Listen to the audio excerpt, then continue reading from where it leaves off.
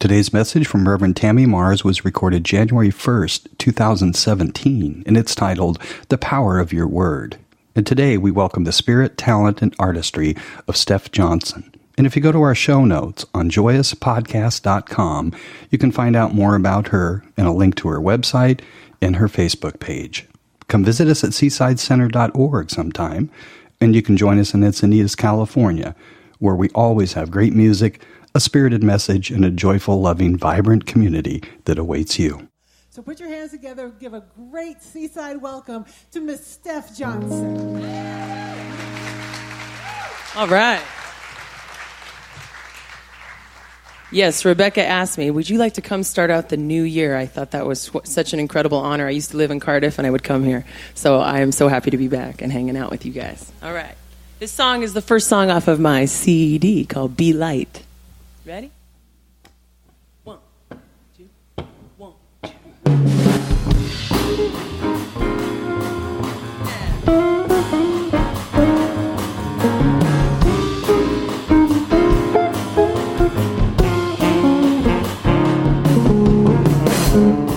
Oh, be light. Don't worry about being right. Right? Be loved and watch yourself be loved. Come on. Have a heart that's kind and you're gonna be fine. Oh, you wanna be free, you must let go of everything. Oh, you are beginning to see. Oh, you are beginning to see that this life, it needs you.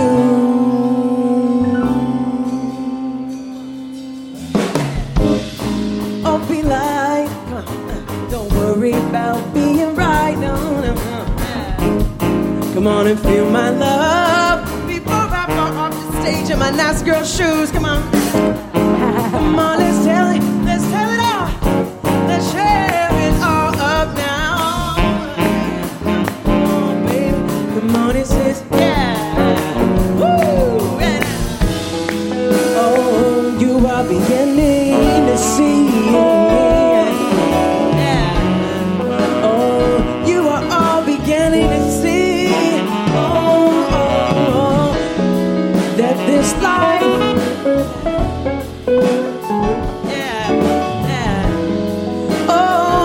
This life, it needs you, it needs you, it needs you.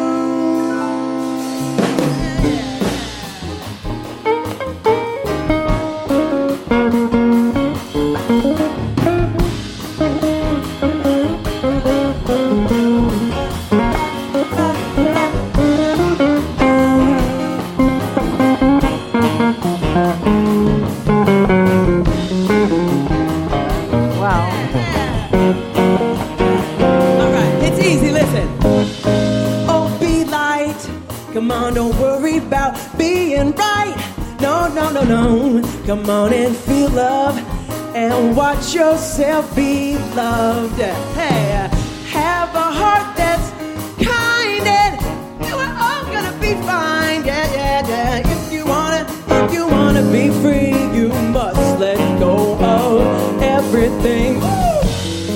Oh, you are beginning to see what you are really made of.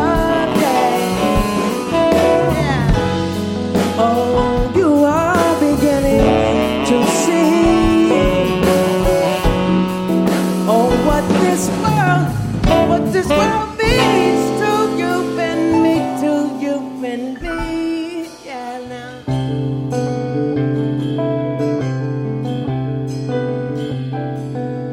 In just a minute, in just a minute, we are all gonna be gone. In just a minute now, in just a minute now, we are all going to be gone.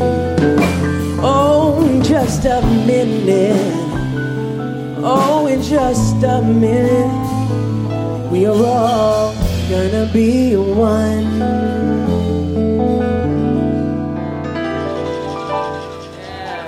Thank you. Thank you so much. That's Steph Johnson. Thank you. Thank you so much. First time at Seaside. We appreciate it. That jazz guitar sounds good, huh? I told her I was listening to George Benson lately, and it just sounds like a little George Benson, doesn't it? Yeah, awesome. Good job. So hello, everyone. I wanted to start today with just kind of a fun little poem that I have used actually in previous years. It's called the Ode to January. It says, "'Twas the month after Christmas, and all through the house, nothing would fit me, not even a blouse. The cookies I'd nibbled, the eggnog I'd taste, at the holiday parties had all gone to my waist. When I got on the scale, there arose such a number. When I walked to the store, a little less of a lumber. I'd remembered the marvelous meals I'd prepared, the gravies and sauces and beef nicely reared, the wine and the rum balls, the bread and the cheese, and the way I'd never said, 'No, thank you, please.' As I dressed myself in my husband's old shirt and prepared once again to do battle with the dirt, I said to myself, as only I can, 'You can't spend a winter disguised as a man.' So away with the last of the sour cream dip, get rid of the fruit cake and every cracker and chip. Every last bit of food that I like must be banished till all of the additional ounces have vanished. I won't have a cookie, not even a lick. I only want to chew on a long celery stick. I won't have hot biscuits, cornbread, or pie. I'll munch on a carrot and quietly cry. I'm hungry, I'm lonesome, and life is a bore. But isn't that just what January is for? No. Unable to giggle, no longer a riot. Happy New Year to all, and to all a good diet.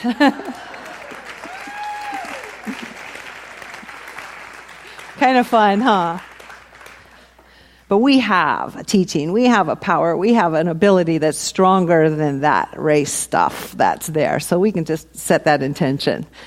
So, as I was thinking about today and the new year, one of the most beautiful things about the new year is that the entire planet's all here at the same time. And we all have the same tradition of a brand new year and a brand new really anything that we are setting new intentions. I mean, we feel uplifted, we feel inspired, we think about our lives and how we might want to do what we might want to do this year and what we might want to do different and how we want it to be. And that's a really powerful energy that is worldwide that we can take advantage of, that we can become part of, that we can use to even help our dreams and our desires to have a little more strength altogether. And so, as I was thinking about that, I was thinking about, we simply just need to remember, all these spiritual truths and all these things that we read. It's really about remembering, and there's a lot to remember, it feels like.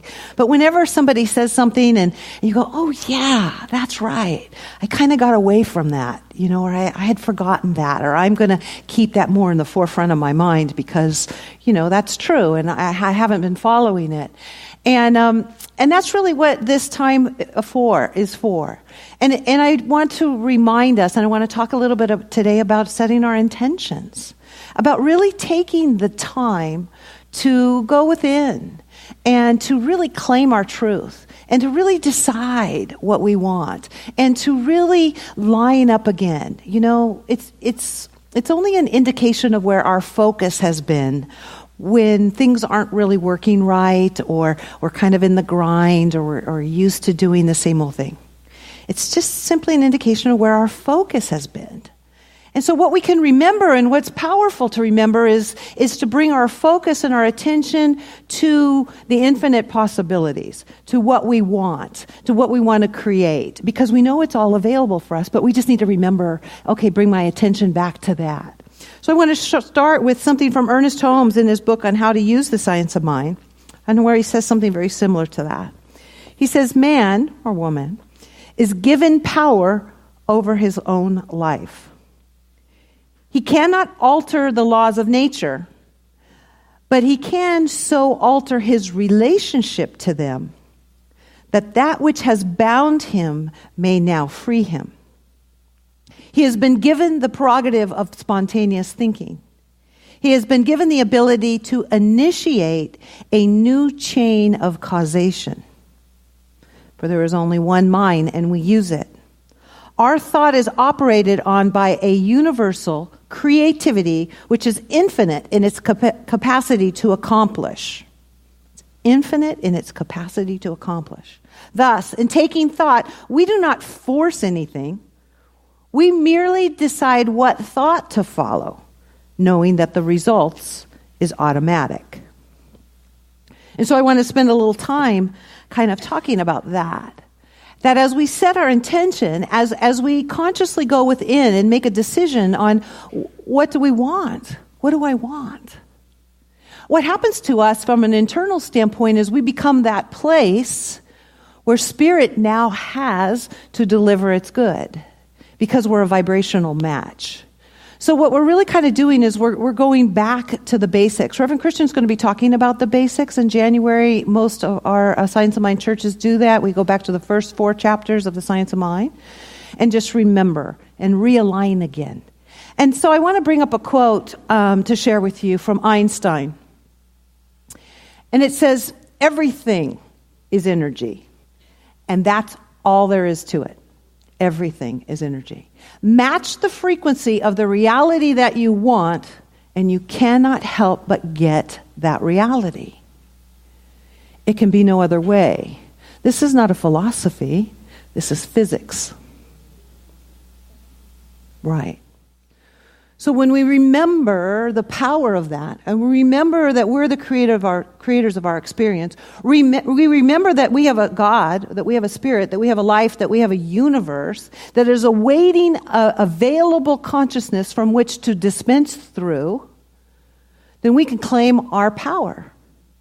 We can claim that which we want. We can utilize these tools in a powerful way. But we really need to be the vibrational match of it. We can't just think it once, because then we're not a match, because we go about our normal type of things. We literally need to immerse ourselves, keep our attention, our focus on spirit on an ongoing basis. And what that does is it raises our vibration, it raises us to where we become a match to the good that's available out there. It's immersion. And so we do that by our spiritual practices. We do that by coming to services. We do that by doing our daily readings. We do that, I love doing it by listening to spiritual music. We do that by prayer. We do that by meditation. We do that by making a conscious choice that I'm going to remember the truth this morning as I wake up. I'm going to remember the truth of the universe. I'm going to remember I have a loving God. I'm going to remember that God is for me. Nothing is against me. And I'm going to become that dispenser, that vessel, that vehicle that's unobstructed to allow this good to flow through and as me. And as we remember that, what ends up happening as we immerse ourselves in it, we become that frequency. I've told this story before, but when I was brand new in this teaching, I had entered this teaching and I had been in the positive thinking movement. We all remember that, positive thinking. And I was in sales, and I knew the power of my mind. I knew through positive thinking, I could see how it affected my world. But one of the things that was missing that I didn't have until I came to this teaching was the power of spirit, the power of God. Because I was forcing it, I was making it happen. I was using all of this effort to make it happen. And I got exhausted, I was tired. And then I realized there's a power for good, and it is flowing always. And as Abraham says, you put your canoe in the river, and you can let go of the oars. Instead of pushing and pushing to make it happen, you let go of the oars. It turns around, it goes down river, and you're right in the flow of your good. You're right in the flow of everything that's happening. In fact, it's without the actual pushing, the resistance, and the effort that allows us to let go and let God. What we become is conscious and awake and aware as we're doing that. So as we follow that, we have this like deep knowing. And as I mentioned before, when I was brand new in this teaching, I just saw the results of this. I saw the people living it. I saw their lives working. And I just wanted it, and I wanted it right now. And I remember thinking, just put it in my head right now. But then I realized that it isn't about the brain and what we remember and what we know. It's about becoming it. And how do we become it?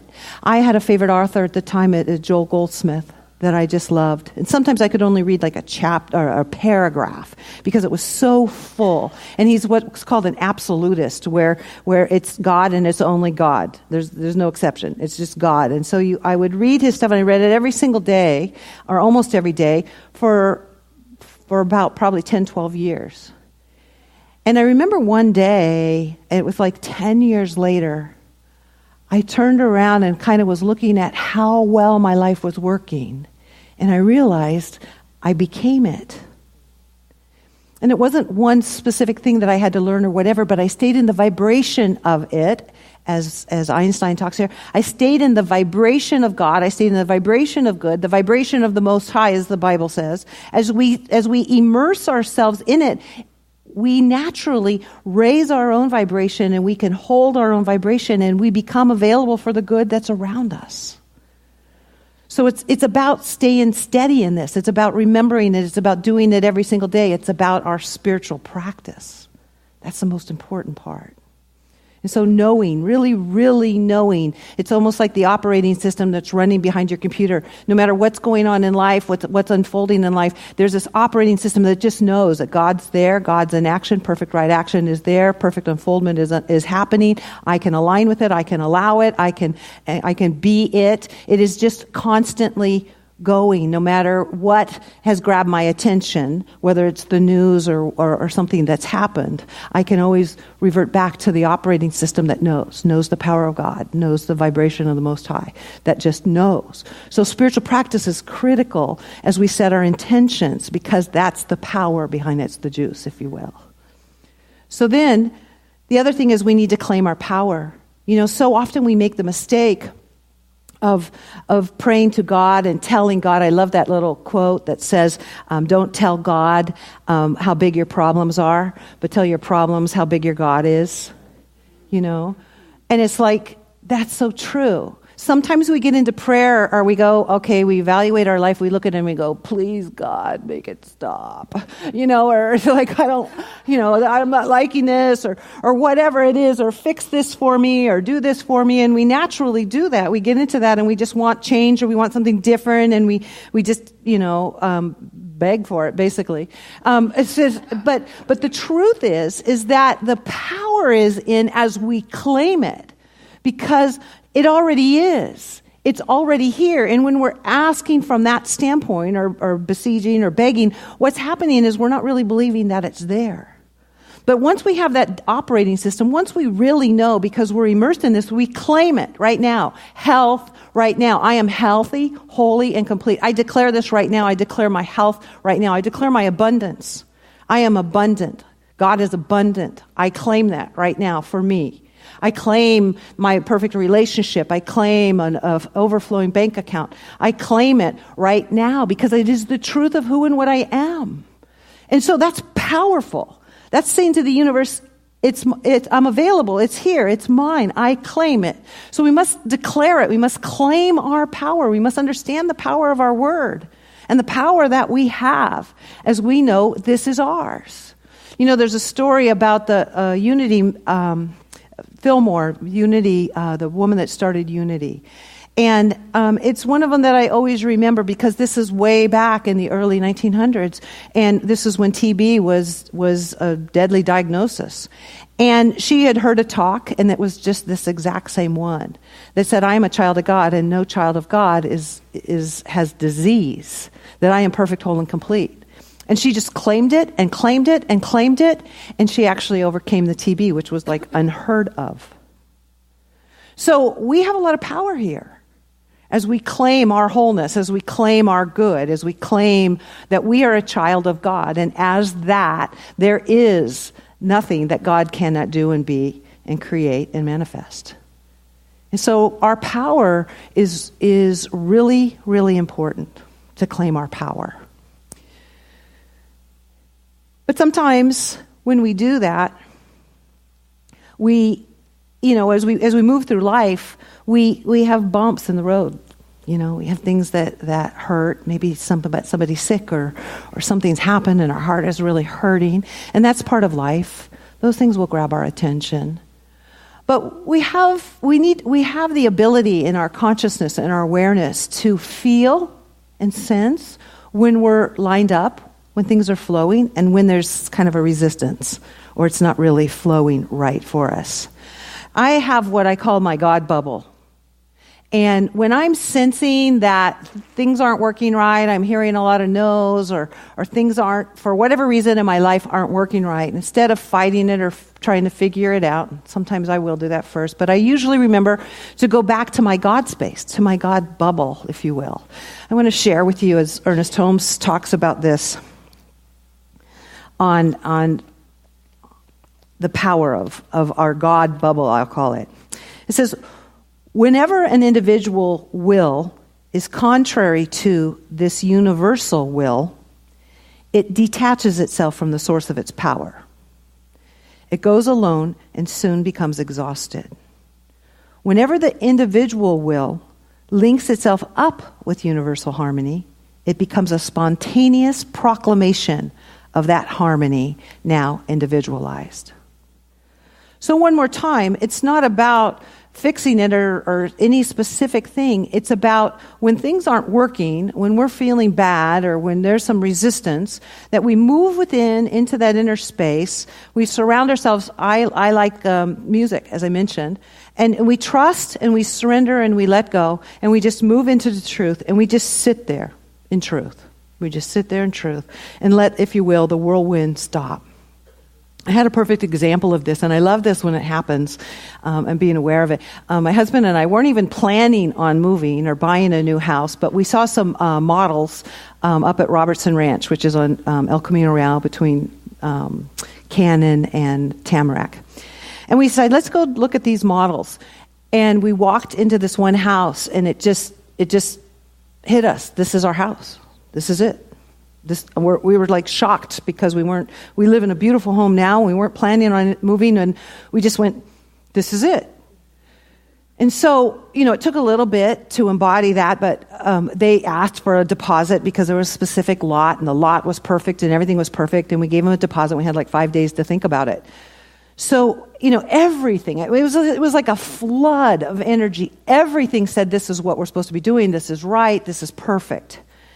And in order for us to do this, we needed to sell our home at the beach, and it was going to be more than enough, and we were just going to be putting that equity towards it. And we had told the agent that, and blah, blah. So anyways, a couple weeks later, when we came forward, we said, yes, we're interested in this. Or about a week later, we were interested, and we were getting ready to sign the sales agreement. And the agent says, oh, no. We don't do it on contingency sales, on contingent on your house being sold.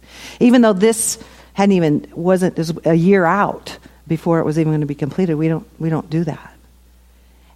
And initially I was like, well, I told you that before we even started, you know what I mean? And it was this, and she's like, well, you're going to need to go get a loan, and you're going to need to go do these things. And, my husband's retired, and, if anybody's tried to get a loan, that's not the easiest thing to do, and I'm like, So I went through the process of the loan process, and the guy's looking at it, and I contacted another loan person who said, I'll give you a certificate that says that you qualify. And I was like, all right, because that's all we needed, really, that was there.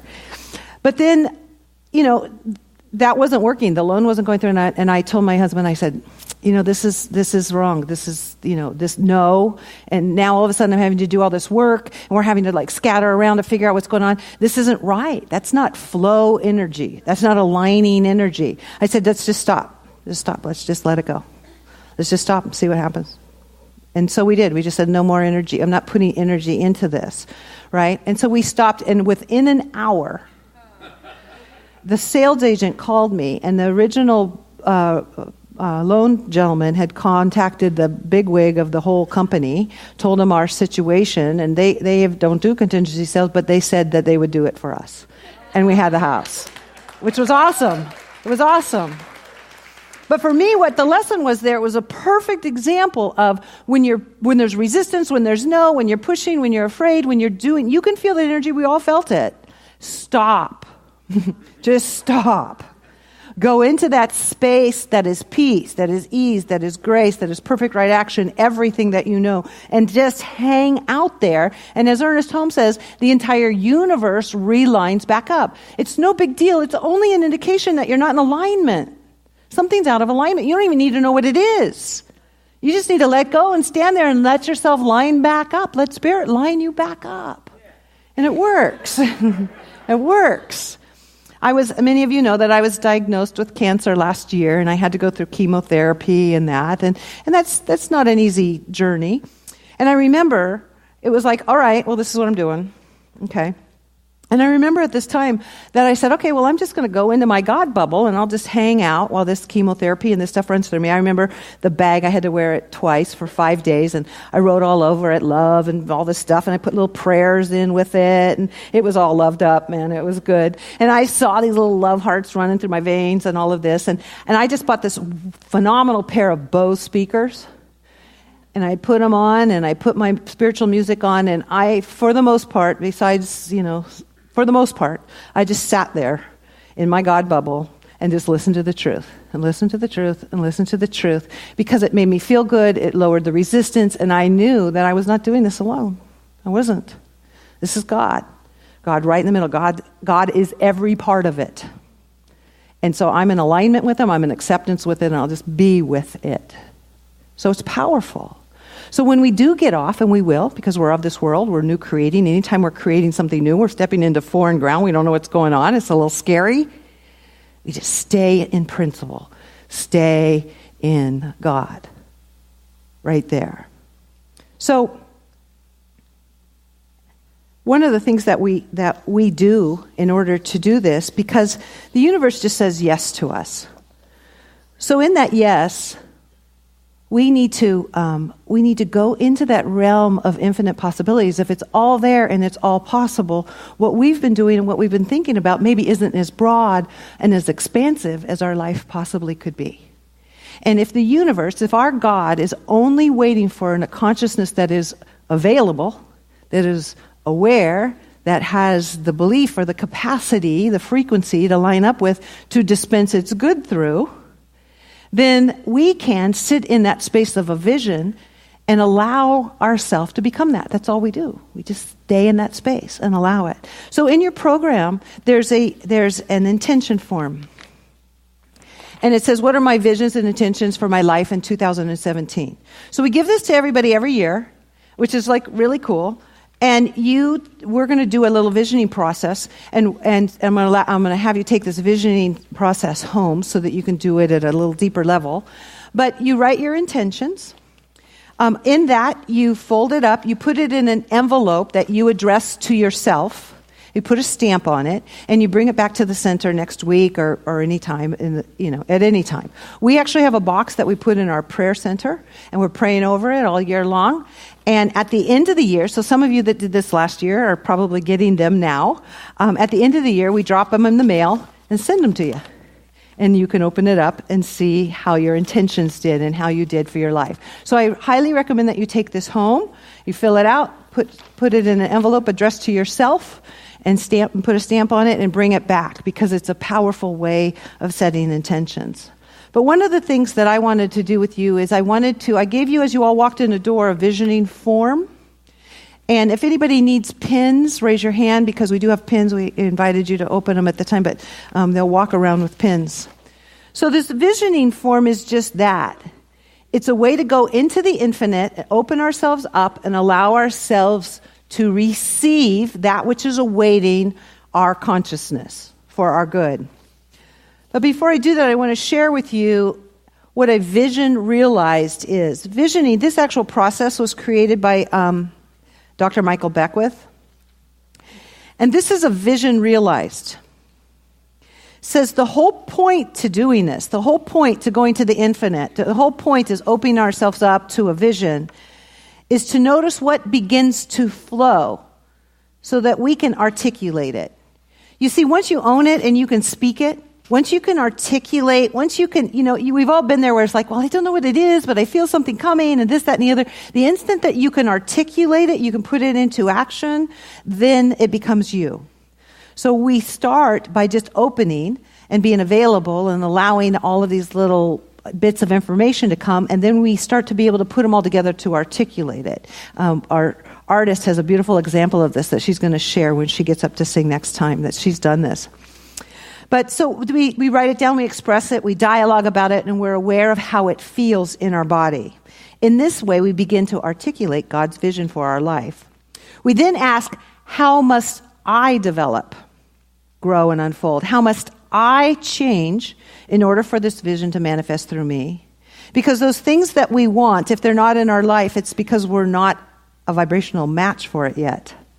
So we ask, the universe answers, how must I develop and unfold and grow in order to become a match for this vision for my life? We then pray over it as a vehicle, to be a vehicle, a delivery system from which it can move through us. And then we remember that we are not manifesting the idea. It's not what we're doing here. It's already done in the mind of God. What are we doing? We're lining up. We're allowing. A realized vision is simply an outpicturing of the spiritual growth and development of the person or the people who are involved. It's an outpicturing of our alignment with that. 100% of spiritual growth is about releasing something. It's about getting out of the way. 100% of spiritual growth is about releasing something. It's not about getting something. It's about becoming it. It's about allowing ourselves to do it. So as we capture this vision was placed in you. The visions that we get are placed in you uniquely because they wouldn't be coming to you if they weren't already a match for you. It'd be coming to someone else. You probably aren't going to be asked to play an instrument if you've never picked one up. But if there's somebody that has, it'll move through in that direction. So it is awaiting there. So this visioning process, I'm just going to do this quickly because I want you to get the feel for it. I'm going to invite you to take this form home. To do this visioning process, take 15, 20 minutes or so with this. Write your answers down. Fill out your intention sheet as you can articulate some of those things that are there and bring it in. And then just stay in the knowing, stay in that God space. So let me invite you within for just a minute. Let's invite you to close your eyes. Invite you to move into that space of unconditional love and to open your heart. Move into that space of gratitude for all of your blessings, for all of the infinite flow of blessings. For gratitude is that vibrational energy that is a match for so many things, for our good. And unconditional love for yourself, love for life, love for all things. And so in that, we're going to sit in this for a moment, but when we are at home. But we simply ask the questions, and then we become available to hear it. The first question being, what is God's vision for my life? What is God's vision for 2017? What is God's vision for my good? And we sit with that. And we may get ideas, we may get words, we might get pictures.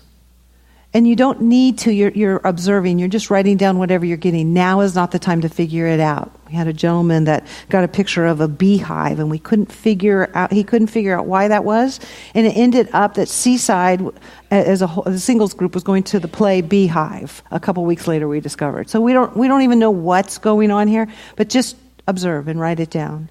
And then ask yourself, what does it look like? What does it feel like? What does it sound like? And write it down and get details. And then the question is, what must I become in order for this vision to be fulfilled in me? What must I become? And what must I release?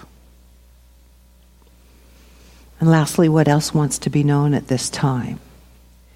You see, whenever we speak to the universe, it speaks to us. It talks back.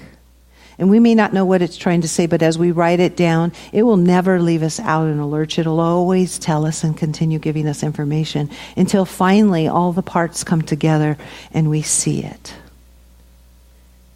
And so I just say thank you, Mother, Father, God, for this process, for this oneness, for the perfect right action that moves through and as our lives. And so it is. So I just invite you to take those home and to do that process. In fact, that's a beautiful process that you can do. It's a beautiful process to do in any creation, anything you're trying to create, in business, in home, every day. What is the divine idea of my life now? What does it look like, feel like, sound like? What must I become? What must I release? And what wants to be known at this time? You can feel how good that feels just saying it as it is right now. And just one last thing, I wanted to let you know that we're doing a class, The Power of Your Word, Reverend Rick and myself, The Power of Your Word, will be spending 8 weeks kind of going deeper into the power of our world, the power of creation and prayer. And Sharon DeLeon is doing a visioning board workshop in a couple of weeks. And so stepping into the infinite of getting ideas and looking around and seeing what's possible, like us with our house, we're like, boy, we weren't even planning on this, but we'll go look, and then all these ideas and our whole life has changed because of this. It's really a wonderful place to be. It's a wonderful place to create. It's a wonderful place to be pulled by a vision. It feels good, and it's where we're intended to be. And there's no age limit. There's no can or can't. There's nothing. It's just infinite creations. So I just invite you to take advantage of this time, which is the new year, back to the basics, the very beginning, the energy of new creation, to become deep with your God and one with your God, and stay in that place of knowing and knowingness. Claim the power and claim who and what you are. Claim your good. And just know that life is for you. It's not against us in any way, shape, or form. So let us remember. This is an opportunity to remember. So let us just turn within as we just give thanks for this truth, for this knowingness, for this message, for this remembering. Let us give thanks for this glorious God that is our God, that just says yes to us, that wants nothing more than for us to experience greater and greater good in our lives, more than we could even imagine. Grateful to be part of this. I just say thank you, Mother, Father, God, and I allow it to be. And so it is. Thank you. Thank you so much. Thank you all. Yes. Hello, this is Christian, and if you've been enjoying Joyous Podcasts, I encourage you to support us so we can continue to be here. Your gifts is what allows this to continue to be made available for free for everyone. It now goes to more than 55 countries around the world, and it's because you have taken advantage of the opportunity to go to Joyous Podcasts and make a financial contribution. And because of that, you have made a difference. Your gifts make it possible for us to continue sharing this freely. Share this with your friends and have them go to joyouspodcast.com. Joyous blessings to you.